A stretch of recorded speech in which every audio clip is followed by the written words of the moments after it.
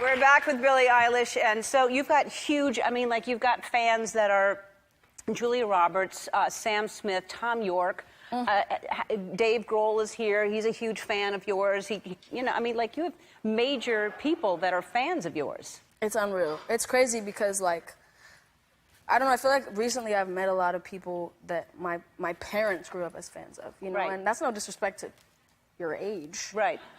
Dave. Yeah, right. But, no, but I think that's when it really hits me because, you know, I was even in a meeting with Stella McCartney and she FaceTimed her dad, which is Paul McCartney. So, right. You know, my mom cried, my dad cried. Yeah. Like, it was, your eyes are so beautiful. Me? Yeah, you. Oh, I Yeah. thought you were still telling a story. No. Your eyes are beautiful. Thank you. Yeah. Thank you. Yeah. All right, so is that who freaked you out the most? Is Paul McCartney, do you think? Probably. I feel like probably. But in London, Sporty Spice came backstage. Oh. And Sporty Spice. That meant something to you? That did. Did you follow the Spice Girls? You're too young for that. Okay, can I tell you something? Well, you're here. So, You might as well. when I was growing up, I would watch. Growing up, I'm 17. We would watch the Spice World. Like, I watched that movie like 40 times, and I thought it was like a fictional movie about a group of girls who were in a group, and they sang, and I thought that was it. I was like, and then I remember seeing like some Spice Girls, and I was like, oh my God, they're reenacting the movie. Yeah. Because I thought it was like a fictional movie about some girls. Right. Called the Spice Girls. Right. It wasn't. No, no.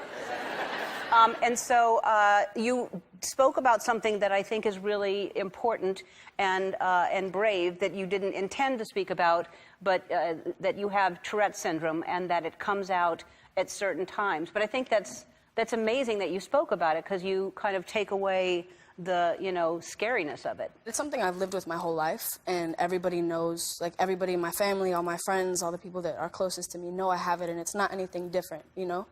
And I just never said anything because I didn't want that to define who I was. I didn't want it to be like, the artist with Tourette's, Billie Eilish is on Ellen. Yeah. I have ways of kind of making them go away. So if I'm on if it's like an on-camera interview or whatever. That's what this is. Yes, it is. But normally, if it's like a pre-taped thing, they cut out the questions. Right. And that's when I let them out. But then there was this one interview where they didn't tell me they weren't going to cut the questions out. So I'm sitting there answering the questions like, uh-huh.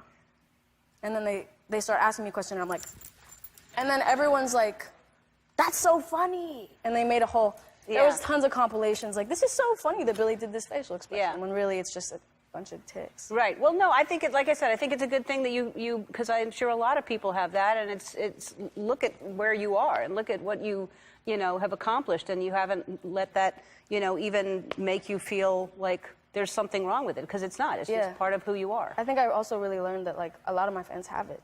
Yeah. Like which made me feel kind of more at home with saying it, because I remember and also I felt like there was a connection there. I felt like when I said that, there were kids that were posting and being like, oh my God, I've always had this. Yeah. Like, now she has it and she's who I can look up to with it. But yeah. No, I think it's, like I said, I think a lot of people watching now that, maybe didn't hear you say it before will be like, well, I have it too, and that's great.